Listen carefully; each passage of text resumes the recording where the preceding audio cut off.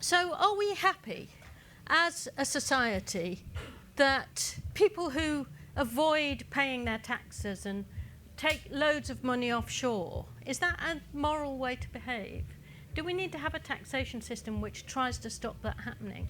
Do we need to create circumstances in our world with international agreements where we can stop the kind of flight of capital into tax havens where they just accumulate wealth for already rich people, and in our own societies we get fewer and fewer resources from which to try and draw public goods and create societies that we feel are civilized? Well, I would say yes, I think it's immoral, actually, not to have a tax system that captures some of those things. And if you were here earlier when I was debating with David and John, you will know that we talked about a wealth tax.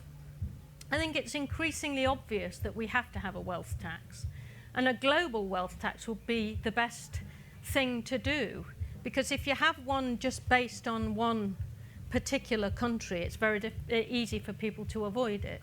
So if you look at Thomas Piketty's book, Capital in the 21st Century, he made it clear from his analysis that because the returns to capital are now greater than the annual growth rates in most advanced economies, those who are rich and super rich are going to get richer just by keeping the wealth they've got and getting a return on it.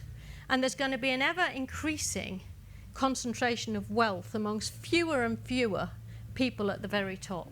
And that's not a sustainable model in which to run our world. So in those circumstances, we have to think about how we can tackle it.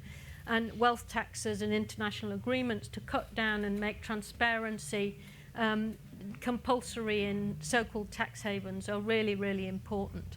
To the extent that we can do away with really massive tax competition, they call it, that's what I would call a race to the bottom, which just creates circumstances where you can't collect taxes at all, and it impoverishes the public realm. I mean, I think that that is something that's long overdue. For more debates, talks and interviews, subscribe today to the Institute of Art and Ideas at IAI TV.